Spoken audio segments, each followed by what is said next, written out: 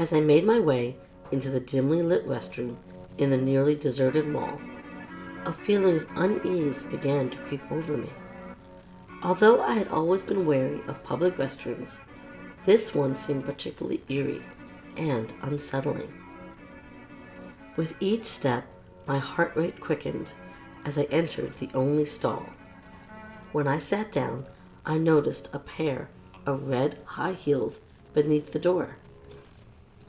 My mind raced as I tried to comprehend the gravity of the situation. Was I truly alone in this ominous space with a stranger whose intentions were unknown? I couldn't help but notice an eye peering back at me through the narrow crack in the door.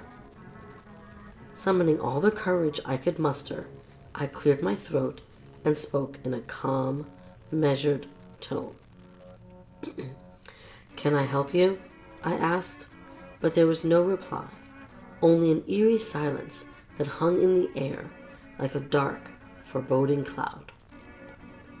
As I hovered there, paralyzed by fear, I realized with growing horror that my phone was useless, without any signal in the isolated restroom.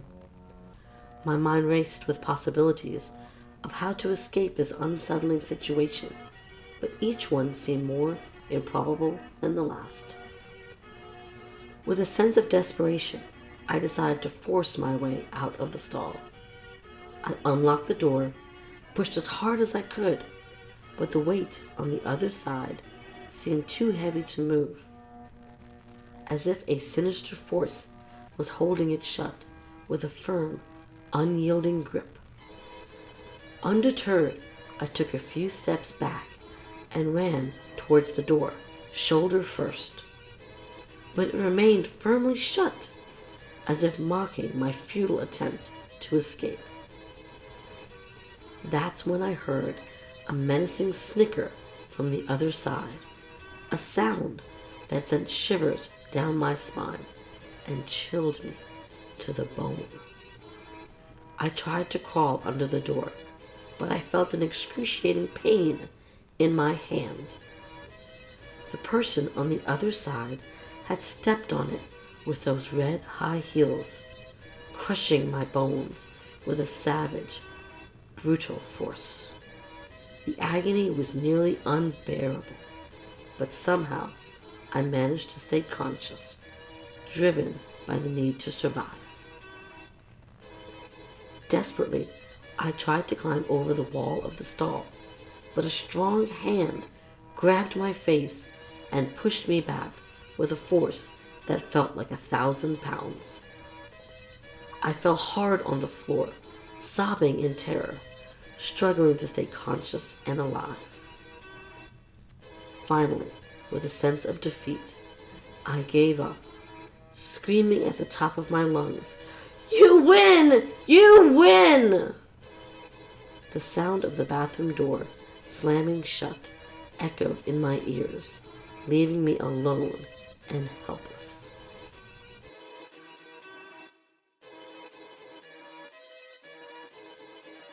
I was hired by a luxury, high-end lingerie store. As a new employee, I was gifted 3 sets of bras and panties of my choosing.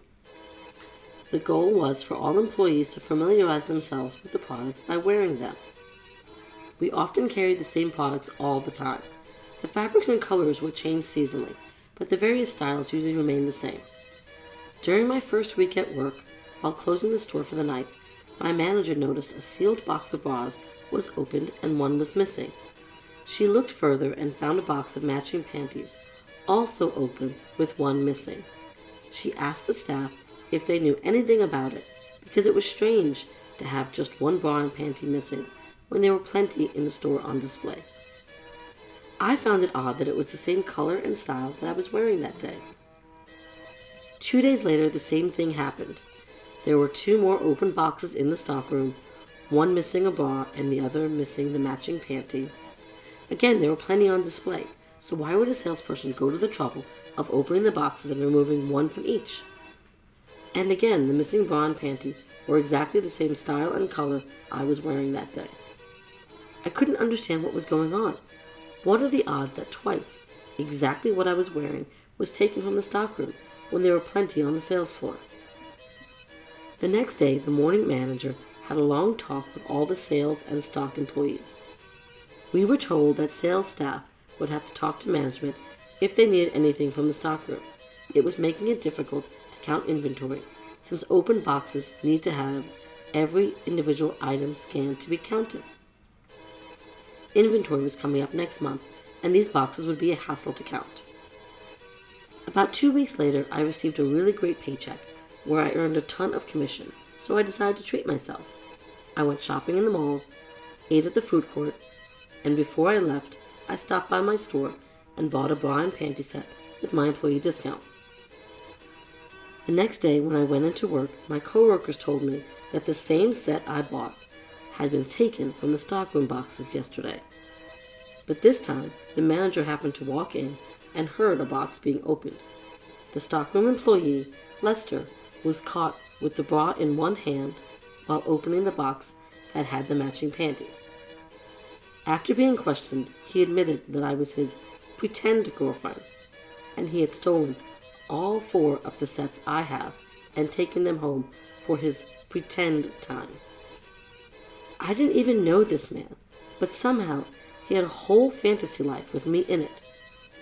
But what really scares me is that he happened to steal exactly what I was wearing, twice. Was it a coincidence? Or did he somehow know what underwear I was wearing?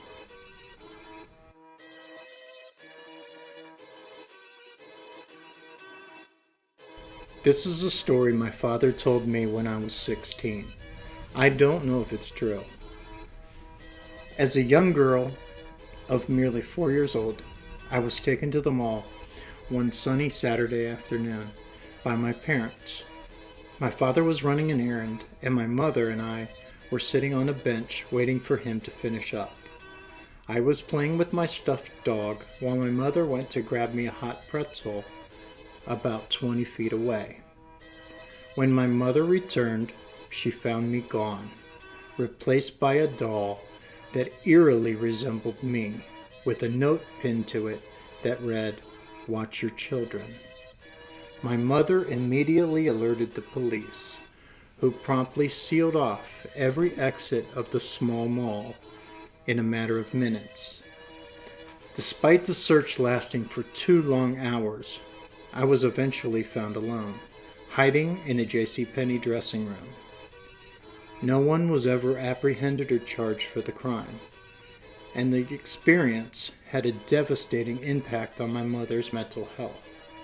She never forgave herself for what happened, and the trauma of the incident ultimately led to her taking her own life when I was 16. Despite my best efforts to seek answers, nobody in my family would discuss the incident, leaving me with countless unanswered questions. Sadly, my father, who had shared the story with me only one time, passed away just 2 weeks ago on my 34th birthday. In the wake of the passing, I spent a great deal of time cleaning out my childhood home and came across my mother's closet, which had not been opened since her death. Amidst her clothes and a thick layer of dust, I discovered her doll collection of 24 dolls in their boxes. One empty box. The picture on the empty box looked eerily like me. What have I just discovered about my mother?